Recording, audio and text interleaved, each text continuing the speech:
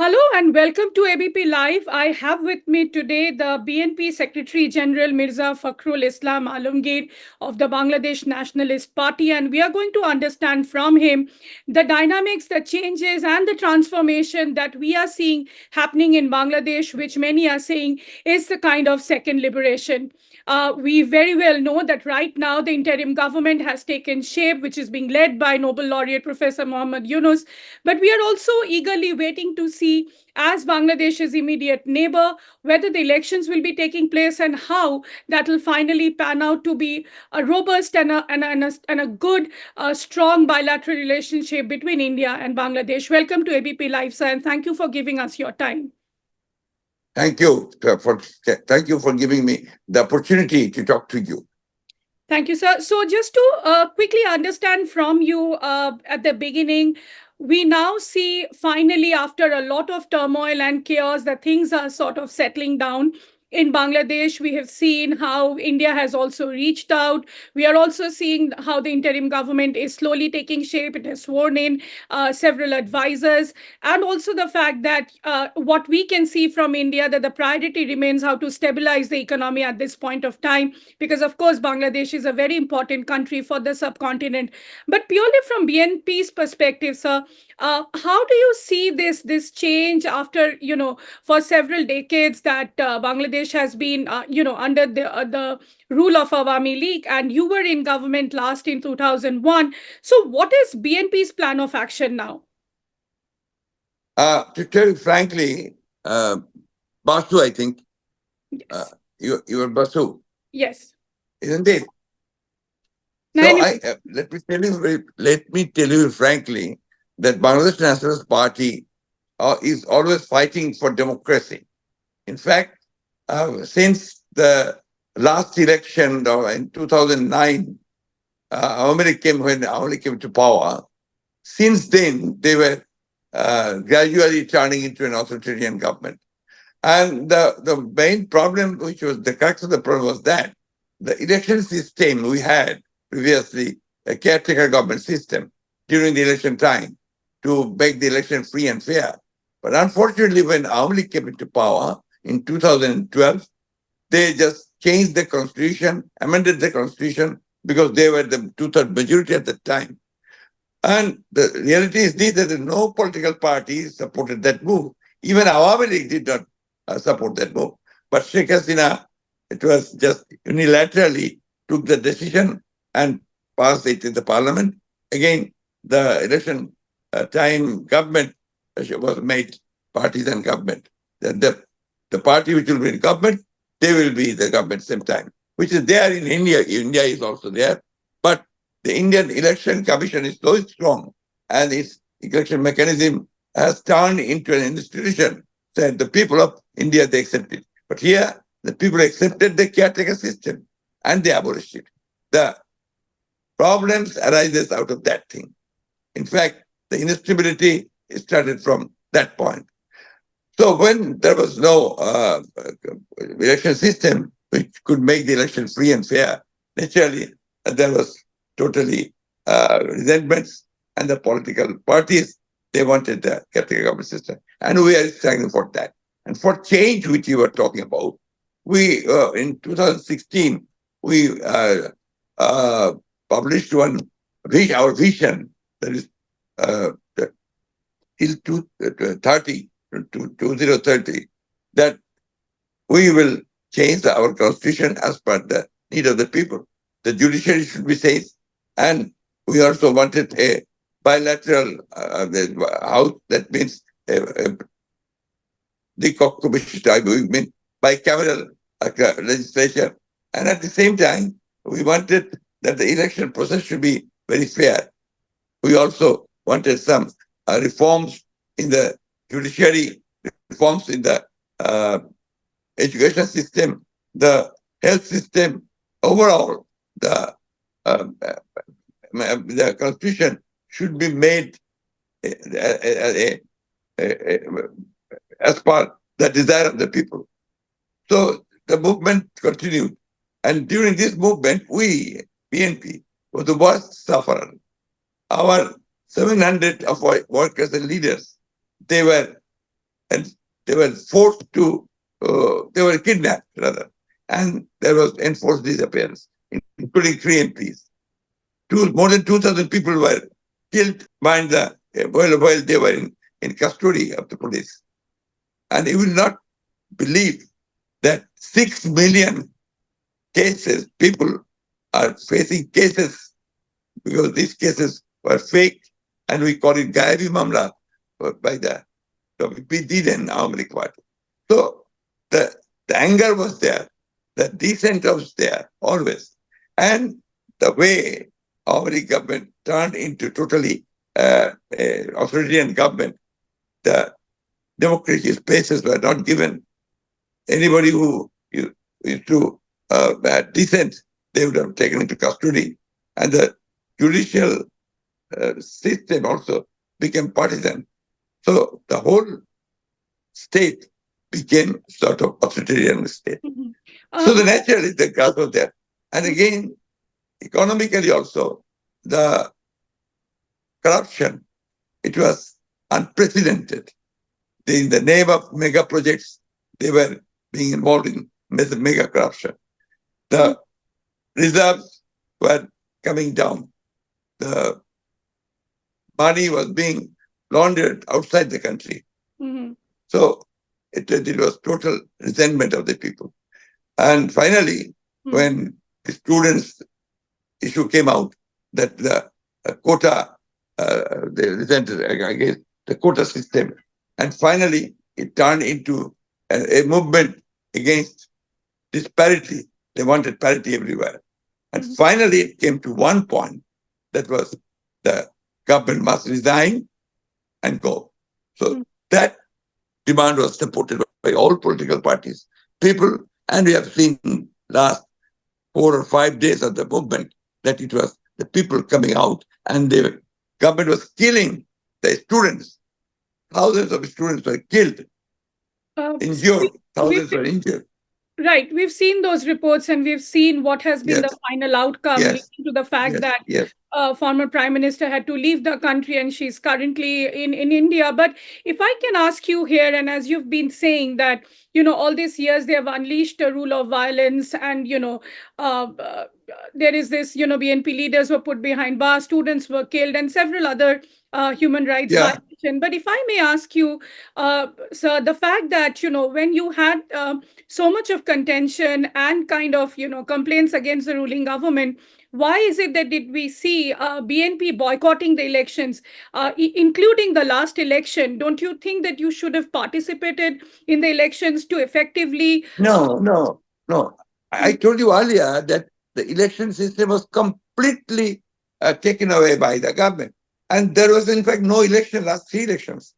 The election commission itself became partisan. And the entire machinery, election machinery, they were their people. So the election, we are, not only we, 63 political parties, including the Communist Party of Bangladesh, the other political parties, they are the left political parties, all boycotted the election because of one reason, that the entire election commission is completely was taken away by the ruling party of the Awami League.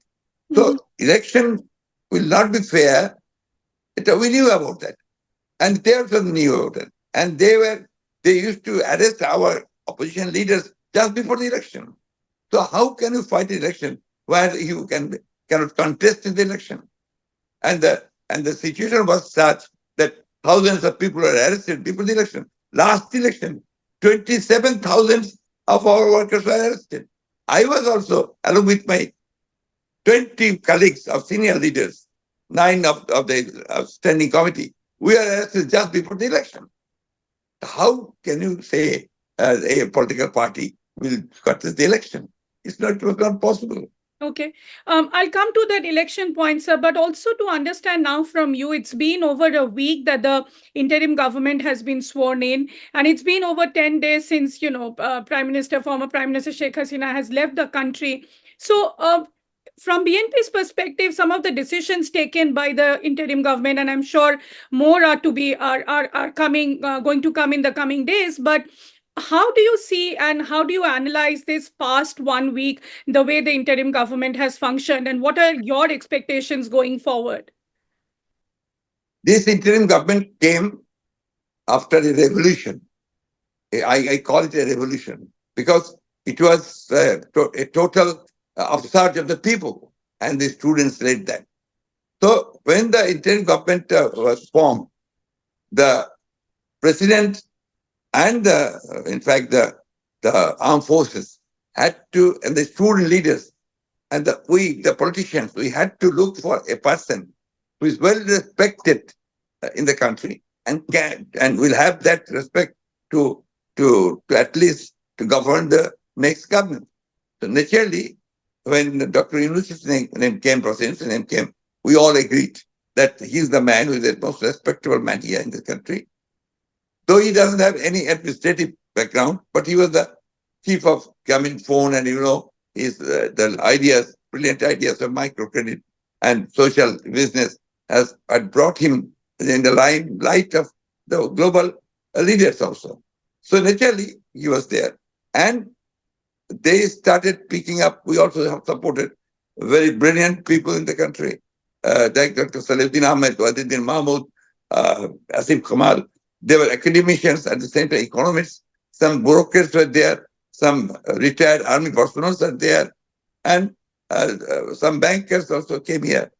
And I've seen that there's some people becoming, other people are coming now joining the interim government. All of them, they are neutral people. They don't have any experience, but at the very shortest possible time, they are being able to at least keep the stability of the country, bringing it to a stable situation.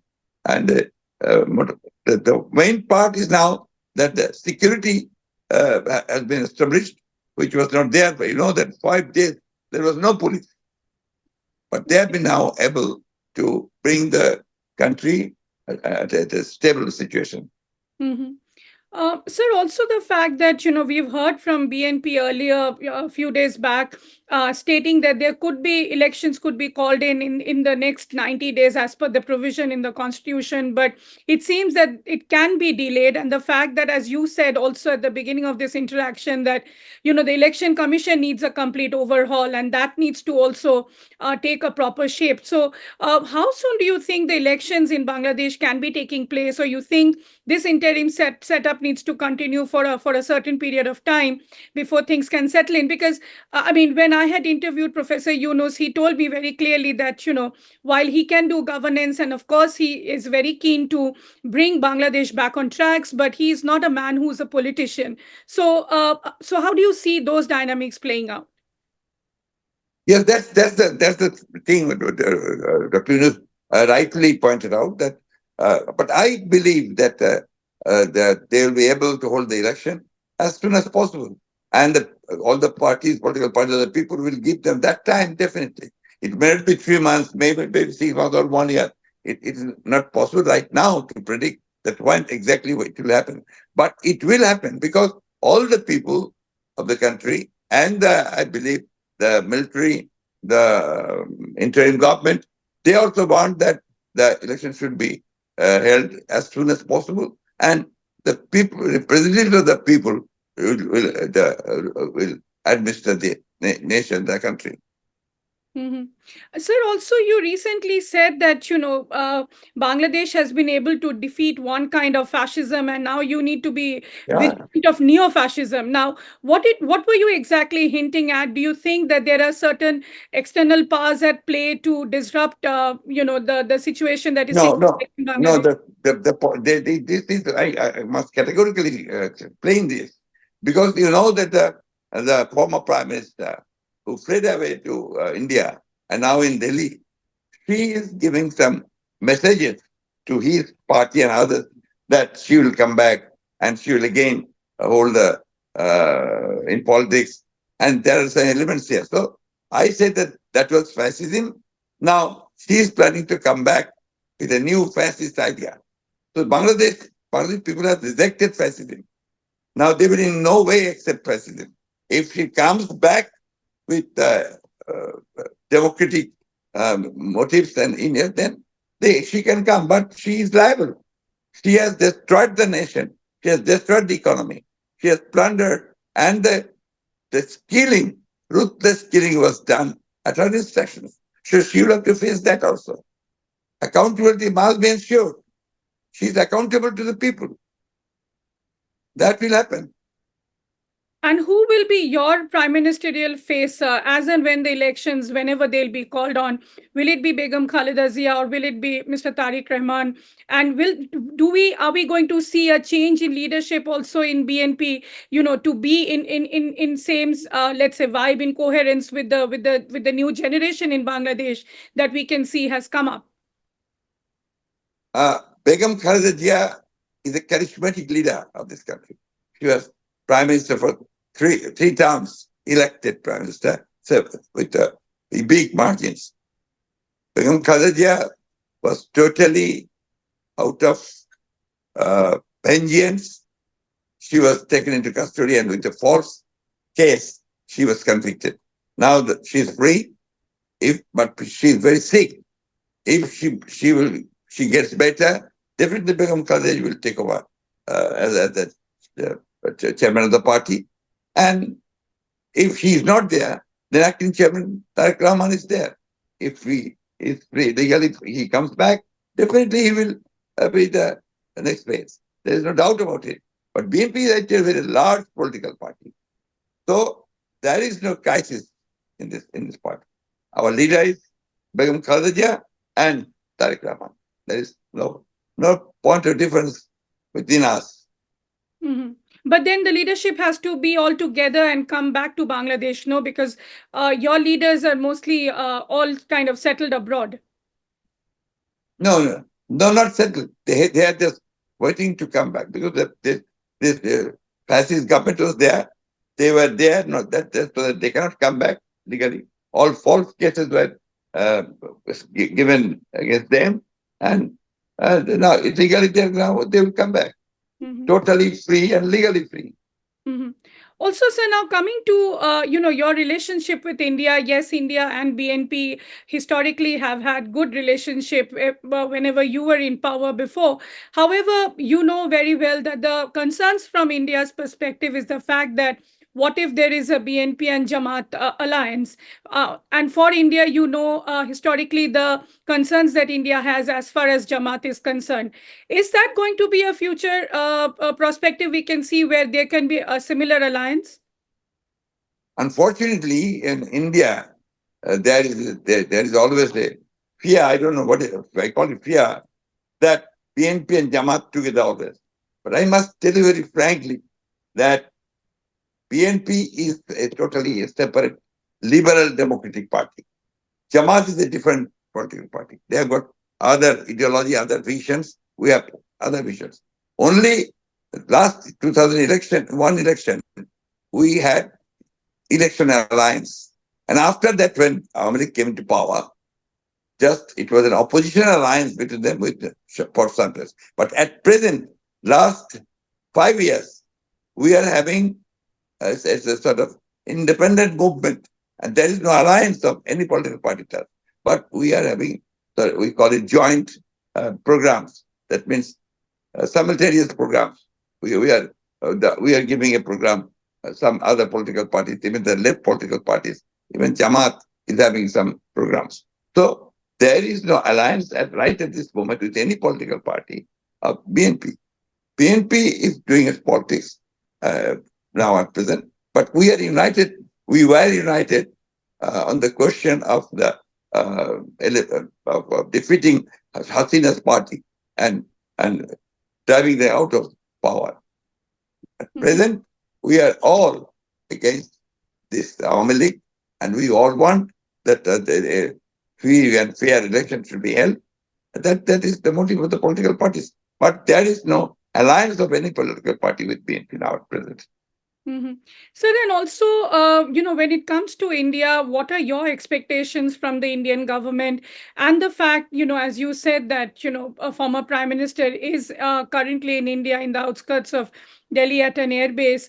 How do you see this? And do you think that it is time for India to act purely from BNP's perspective? What is it that you want New Delhi to do? BNP was always they desired a very good relationship with India, always. But I don't know, due to some reasons, maybe the distance is there. Unfortunately, the most concerning part was that India is having relationship with only one political party and one family. That is the reason why the most of the people of this country, they have some questions about Indian relationship with Bangladesh. We always wanted very good friendly relationship with India, and you know that in the past also we had very good relationship with India. But this Indian diplomacy to support only one political party is not liked by the people of this country. The last elections, it also happened like that. The election before that also, it also happened like that. So people has some questions about Indian attitude towards Bangladesh in the perspective of elections and the party in power. Uh, People are quite, they desire the very good relationship with India. We also desire the most good relationship with India. We were always friendly with India. But India also must exhibit its gesture for its good relationship with other political parties, especially BNP, which is the largest party here. Mhm. So also the fact that many say that, this has happened also because Awami League was in power for 20 years almost. But then we can also see now Prime Minister Modi and Professor Yunus, having a conversation. Professor Yunus also participated in the Global South Summit that India chaired. So do you think this is a good beginning? And do you think that Of course, slowly and steadily more needs to be done from India's side? yes, the India decide what we need is mainly that India must be visible that it is serious about respecting the political will of the people, the desire of the people. People of this country, they want a free and fair election. They want that there should be an, uh, what should I say, not caretaker exactly, neutral government during the election period so that the elections can be held freely and fairly. So that is to be uh, exhibited by India. And we will definitely appreciate very friendly and good relationship with India, no doubt about that. Mhm.